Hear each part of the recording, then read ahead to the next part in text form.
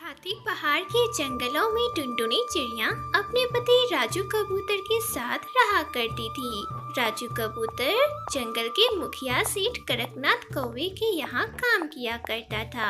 एक दिन जब राजू कबूतर काम पर जा रहा था, तभी टुनटुनी चिड़िया ने उससे कहा, अजी सुनते हो राजू जी, पूरे 1 महीने बाद हमारी बिटिया का जन्मदिन आने वाला है और मैं इस बार अपनी बिटिया का जन्मदिन धूमधाम से मनाना चाहती हूँ। राजू जी, आप ना सेठ जी से कुछ पैसे उधार ले लो ताकि मैं पहले से ही जन्मदिन की तैयारियाँ कर सकूं। अरे भाग्यवान, तुम्हें पता है ना कि जन्मदिन मनाने में कितने पैसे खर्च होते हैं और हम जैसे गरीब पक्षी इतने सारे पैसे कहाँ से खर्च करेंगे। तब तक दोस्तों, अगर आपको हमारी यह कहानी पसंद आ रही है तो आप इस कहानी को लाइक और हमारे चैनल को सब्सक्राइब करना ना भूलें। अपने पति के मुंह से ऐसी बातें सुनकर टुनटुनी चिड़िया नाराज हो जाती है। जाओ जी, मैं तुमसे बात नहीं करती। अरे हमारी इकलौती बिटिया का जन्मदिन है और उसे मनाने की बात क्या बोलते। तुम तो गरीबी का रोना लेकर बैठ गए। मैंने जैसा कहा है ना, ठीक वैसा ही करो। जाओ और सेठ जी से पैसे मांग कर लाओ। अगर नहीं लाए ना तो मैं तुमसे कभी बात नहीं करूँगी। राजू कबूतर हाँ में सर हिलाकर वहाँ से चला जाता है और सेठ कड़कनाथ कौवे का काम खत्म करके सेठ कड़कनाथ कौवे के पास पैसे मांगने जाता है तो देखता है कि सेठ जी अपने मुनीम से बात कर रहे हैं, तो वह जमीन पर एक कोने में जाकर बैठ जाता है। थोड़ी देर बाद मुनीम जी की नजर राजू कबूतर पर पड़ती है तो मुनीम जी कहते हैं, अरे राजू, तू अभी तक घर नहीं गया? अरे तू यहाँ बैठा क्या कर रहा है? मालिक, मुझे कुछ पैसे चाहिए। मेरी बिटिया का जन्मदिन है और मेरी पत्नी ने मुझे कुछ रुपए लाने को कहा है। चल निकल यहाँ से। तुझ जैसे मजदूर को मालिक पैसे नहीं देते। पहले जाकर कुछ जेवर लाओ और फिर अपने घर का कागज भी गिरवी रख। उसके बाद मालिक तुझे पैसे देने की सोचेंगे। निराश राजू कबूतर घर वापस लौटता है और अपनी पत्नी टुनटुनी चिड़िया को सारी बातें बताता है। तब तक पिंकी चिड़िया भी अपनी सहेलियों के साथ खेलकर घर वापस लौट आई। मम्मा, आपको पता है आज तो बुलबुल का जन्मदिन है। मम्मा, उसने मुझे अपने घर बुलाया है। क्या मैं जाऊँ? हाँ हाँ बिटिया, चली जा, पर ध्यान से जाना। पर मम्मा, मुझे ये तो बताओ कि मेरा जन्मदिन कब है? सब मुझसे पूछेंगे तो मैं उन्हें क्या बताऊंगी? और मम्मा ये भी बताओ, आप मेरा जन्मदिन मनाओगे ना? हाँ मेरी गुड़िया, मैं और तेरे पापा तेरा जन्मदिन जरूर मनाएंगे और तेरा जन्मदिन अगले महीने है। अपने जन्मदिन के बारे में जानकर पिंकी चिड़िया बहुत खुश होती है। मम्मा, आप मेरे जन्मदिन पर चॉकलेट केक लाना। मेरी सारी सहेलियों को चॉकलेट केक बहुत पसंद है और मुझे भी। मम्मा, अब मैं जाती हूँ। और इतना बोलकर पिंकी चिड़िया बुलबुल के घर चली गई। बुलबुल का घर बहुत सुंदर था और अच्छी तरह से सजा हुआ भी था। सामने चॉकलेट केक रखे हुए थे, टॉफी और कई सारे गिफ्ट्स भी।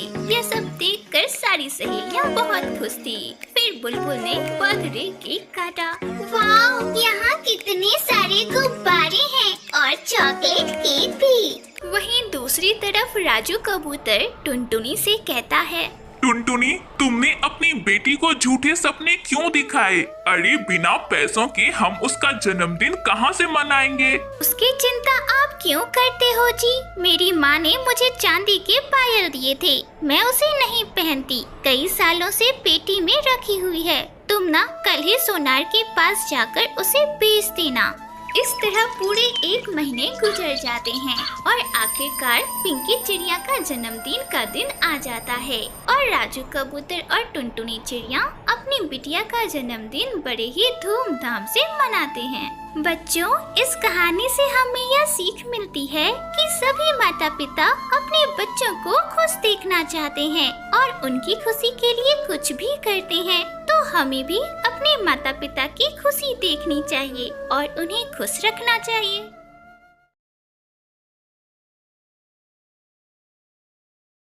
दूर एक घने जंगल में टुनटुनी चिड़िया लेमन सोडा बेचने का काम किया करती थी। टुनटुनी चिड़िया एक बहुत ही समझदार चिड़िया थी। वह अपने घर का सारा काम खत्म करके अपने खेत में नींबू की देखभाल करने जाती थी और जो नींबू पक जाते थे उसे अपने घर लाकर लेमन सोडा तैयार करती थी और उसमें अपनी बनाई हुई चटपटी मसाले भी डाला करती थी और उसके बाद जंगल जंगल घूम घूम कर लेमन सोडा बेचा करती थी। लेमन सोडा ले लो, लेमन सोडा, खट्टी मीठी लेमन सोडा ले लो। टुनटुनी चिड़िया की बनाई हुई अगर लेमन सोडा पियोगे तो गर्मी में सर्दी का एहसास होगा और गर्मी तो छूमंतर हो जाएगी। लेमन सोडा ले लो। रामनगर जंगल के बच्चे से बूढ़े तक सारे पक्षी टुनटुनी चिड़िया के लेमन सोडे के दीवाने थे। तब तक दोस्तों, अगर आपको यह कहानी पसंद आ रही है तो आप इस कहानी को लाइक और हमारे चैनल को सब्सक्राइब करना ना भूलें। पता नहीं क्या डालकर बनाती हो, पर तुम्हारे इस खट्टे मीठे लेमन सोडा के अलावा दुनिया में कोई और स्वादिष्ट सोडा तो है ही नहीं बिटिया।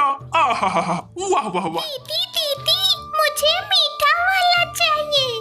अरे बिटिया, अभी देती हूँ तो चिंता मत कर। रुक, अभी तुझे मीठा वाला देती हूँ। टुनटुनी चिड़िया जितने भी पैसे कमाती थी उनसे थोड़े से पैसे निकाल कर अपनी माँ को दे दिया करती थी और जो थोड़े पैसे बच जाते थे उससे घर चलाया करती थी। रोजाना की तरह एक दिन टुनटुनी चिड़िया लेमन सोडा बेच रही थी। तभी वहाँ उसकी बचपन की दोस्त पिंकी चिड़िया आती है। अरे टुनटुनी, तुम और यहाँ? अरे तुम पिंकी हो ना? हाँ, मैं पिंकी ही हूँ। पर तुम ये कैसे नींबू सोडा बेच रही हो? पिंकी, मेरे पिताजी गुजर गए हैं। घर चलाने के लिए मुझे कुछ न कुछ तो करना ही था ना। और वैसे भी लेमन सोडा बेचने में आखिर क्या ही बुराई है? माफ करना टुनटुनी, मैं तुम्हारे पिताजी के बारे में नहीं जानती थी। उनके बारे में यह सुनकर बहुत बुरा लगा। अरे वो सब छोड़ो, तुम बताओ तुम क्या कर रही हो? शायद तुम शहर में रह रही हो ना? मेरी तो कपड़ों की दुकान है टुनटुनी और उसमें खूब प्रॉफिट होता है। तुम ना धूप में ये लेमन सोडा बेचना छोड़कर कपड़ों की दुकान खोल लो। सच बता रही हूँ, तुम्हें भी बहुत प्रॉफिट होगा। पिंकी, मुझे लेमन सोडा बनाने के अलावा कुछ नहीं आता।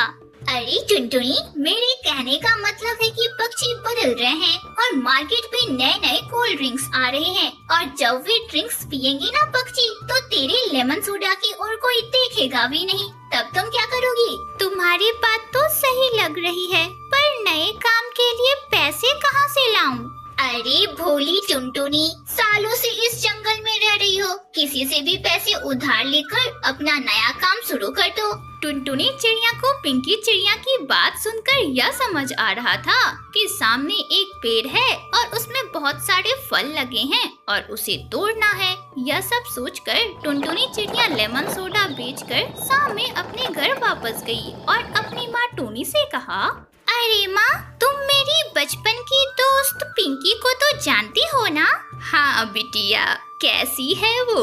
उसका शहर में कपड़ों का एक बहुत बड़ा व्यापार है और कपड़े बेचकर वो बहुत मुनाफा कमा रही है। माँ, उसने मुझे सलाह दी कि मैं भी कपड़ों का व्यापार शुरू करूं। क्या माँ, मैं भी कपड़ों का व्यापार शुरू करूं? हमें भी बहुत मुनाफा होगा। वो सब बात तो ठीक है टुनटुनी बिटिया, पर कपड़ों के व्यापार के बारे में तुझे कुछ ज्ञान तो नहीं है ना? कैसे करोगी व्यापार बिना ज्ञान के? माँ, तुम मुझे सेठ जी से कहकर कपड़ों की दुकान के लिए कुछ पैसे दिलवा दो ना। अगले ही दिन टुनटुनी चिड़िया अपनी माँ टूनी चिड़िया को अपने साथ लेकर उस गांव के मुखिया सेठ कड़कनाथ कौवे के पास जाती है और उसे सारी बातें बताती है। तुम्हारी बात तो सही है बिटिया, पर इतने सारे पैसे लोगी तो कर्जा बहुत अधिक हो जाएगा। सेठ जी, आप मेरे लेमन सोडे की गाड़ी को ले लो और उससे कुछ जो पैसे बनेंगे वो दे दो और कुछ पैसे उधार दे दो। टुनटुनी चिड़िया सेठ कड़कनाथ कौवे को अपने लेमन सोडे का ठेला बेच देती है और उससे उसे थोड़े बहुत पैसे मिल जाते हैं और वह थोड़े से कर्ज भी ले लेती है और उसके बाद वह जंगल में एक कपड़ों की दुकान खोलती है। पर दुकान की नॉलेज नहीं होने की वजह से उसका व्यापार कुछ अधिक नहीं चलता। कोई पक्षी आधे दाम में कपड़े खरीदना चाहता है तो कोई पक्षी उधार लेना चाहता है। अरे बिटिया, ये साड़ी कितने की दी? 600 रुपये की है मौसी जी। अरे टुनटुनी, अपनी मौसी से 600 रुपये लेगी? 300 रुपये रख ले और ज्यादा सवाल मत कर। ये ले 300 रख। इस तरह वह कौवी टुनटुनी चिड़िया को 300 रुपए देकर साड़ी लेकर वहाँ से चली जाती है। इस तरह रोजाना ही हर एक ग्राहक उसे कम कीमत दिया करते और कोई तो उधार में ही ले लिया करते, जिस वजह से धीरे धीरे उसका दुकान ठप पड़ गया और उसने अपनी दुकान को बंद कर दिया। अब टुनटुनी चिड़िया बहुत परेशान रहने लगी और उसकी परेशानियों को बढ़ाने के लिए उसके कर्जदार भी उसके घर आने लगे। 3 महीने हो गए हैं बेटा, पर अभी तक तुमने 1 रुपया भी नहीं दिया। आप चिंता मत करो चाचा जी, मैं कुछ करती हूँ और आपके पैसे मैं जल्द ही लौटा दूंगी। अपनी बेटी टुनटुनी चिड़िया को यूं परेशान देखकर उसकी माँ टोनी उससे कहती है, परेशान मत हो टुनटुनी बिटिया, परिंदे अपनी गलतियों से ही तो उड़ना सीखते हैं। ये ले, मेरे पास कुछ पैसे हैं, शायद इससे तेरी कुछ मदद हो जाए। आपका बहुत बहुत शुक्रिया माँ, मैं फिर से अपना पुराना वाला काम शुरू करती हूँ और दोबारा किसी नए काम के बारे में सोचूंगी भी नहीं। टुनटुनी बिटिया, तुमने जो सोचा था वह बिल्कुल सही था, पर किसी भी काम को शुरू करने से पहले उसके बारे में जानकारी जरूर लेनी चाहिए। टुनटुनी चिड़िया अपनी माँ के दिए हुए पैसों से उस सेठ जी से फिर से अपने सोडे का गाड़ी खरीदती है और फिर से अपना पुराना काम शुरू कर देती है। लेमन सोडा ले लो, लेमन सोडा, खट्टी मीठी लेमन सोडा ले लो। टुनटुनी चिड़िया की बनाई हुई अगर लेमन सोडा पियोगे तो गर्मी में सर्दी का एहसास होगा और गर्मी तो छूमंतर हो जाएगी। लेमन सोडा ले लो। इस तरह लेमन सोडा बेचकर 2-3 सालों में टुनटुनी चिड़िया अपना सारा कर्ज उतार लेती है और लेमन सोडा बेचकर अपनी माँ के साथ अपनी आगे की जिंदगी खुशी खुशी बिताने लगती है।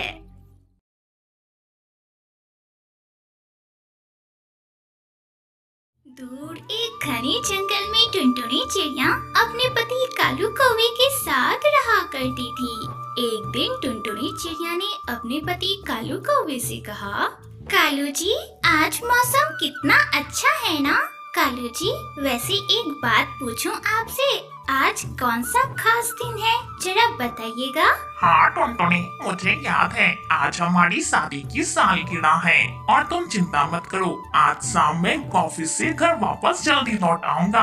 वैसे टुनटुनी, मैं सोच रहा था कि गांव से अपने माता पिता को भी यहाँ लेते आऊं, वे भी हमारी खुशियों में शामिल हो जाएंगे और फिर हम सभी मिलकर धूमधाम से इस दिन को सेलिब्रेट करेंगे। क्या कहती हो? हाँ हाँ कालू जी, आप बिल्कुल सही कह रहे हो, ये बहुत अच्छा रहेगा। आप जल्दी जाओ और माँ बाबूजी को यहाँ लेते आओ। कालू कौवा खुश होकर जल्दी से उड़ता हुआ अपने माँ बाबूजी को लेने के लिए चंपारण के जंगल के लिए निकल पड़ता है। पर तभी रास्ते में उस पर एक खतरनाक चील ने हमला कर दिया और इस हमले में उसकी मौत हो गई। जब इस बात की खबर टुनटुनी चिड़िया को लगी तो वह फूट फूट कर रोने लगी। अरे बहू, तू रो क्यों रही है? तेरे रोने से मेरा बेटा कालू वापस नहीं आ जाएगा। वैसे भी यह मेरी ही गलती है, वह मुझे ही तो लेने के लिए जंगल जा रहा था, ना वो आता और ना यह होता। माँ जी, आप अपने आप को कसूरवार मत समझिए। कालू जी की बस इतनी ही जिंदगी थी और भला भगवान का लिखा हुआ कौन बदल सकता है माँ जी। इस तरह कुछ दिन गुजर जाते हैं।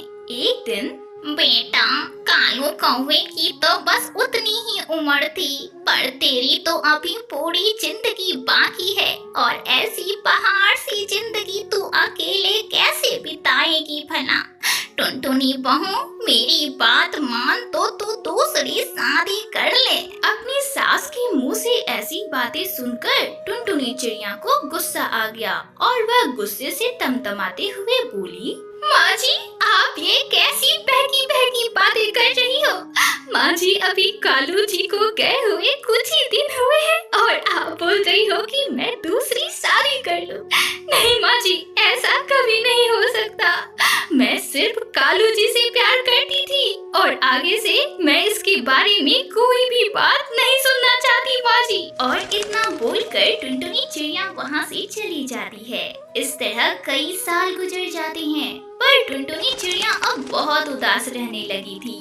एक दिन सुंदरी कौवी की पड़ोसन बबली कबूतरी उससे कहती है, अरे बहन, तो टुनटुनी की दूसरी शादी क्यों नहीं करा देती? वह मासूम सी बच्ची अपनी पहाड़ सी जिंदगी आखिर अकेले कब तक गुजारेगी, तू ही बता। बहन, मैंने इस बारे में कितनी बार उससे बात करने की कोशिश की है, पर वह है कि मेरी एक नहीं सुनती।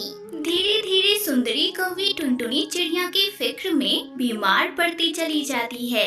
एक दिन बबली कबूतरी टुनटुनी से कहती है, टुनटुनी बिटिया, तेरी सास बहुत बीमार हो गई है और उसकी बीमारी को ठीक करने के लिए तुझे पता है कि तुझे क्या करना है। अब सब कुछ तेरे हाथों में है बिटिया। अपनी सास की यह हालत देख टुनटुनी चिड़िया अपनी सास से कहती है, माँ जी आप जल्दी से ठीक हो जाओ माँ जी, मैं दूसरी शादी करने के लिए तैयार हूँ, आप बस जल्दी से ठीक हो जाओ। यह बात सुनकर सुंदरी कौवी बहुत खुश होती है और टुनटुनी चिड़िया के लिए रिश्ते की खोज करने लगती है।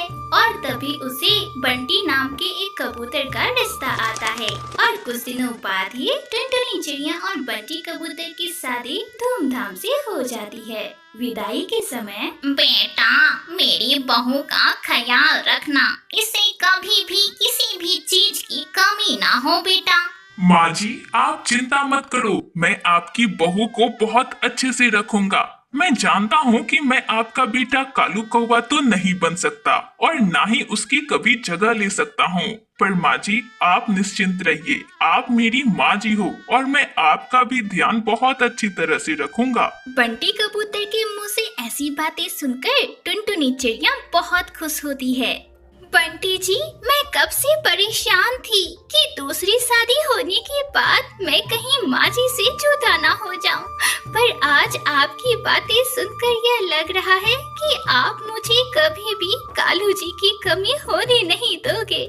आप बहुत अच्छे हो बंटी जी, आप बहुत अच्छे हो। और इस तरह टुनटुनी चिड़िया बंटी कबूतर के साथ अपनी आगे की जिंदगी खुशी खुशी बिताने लगती है।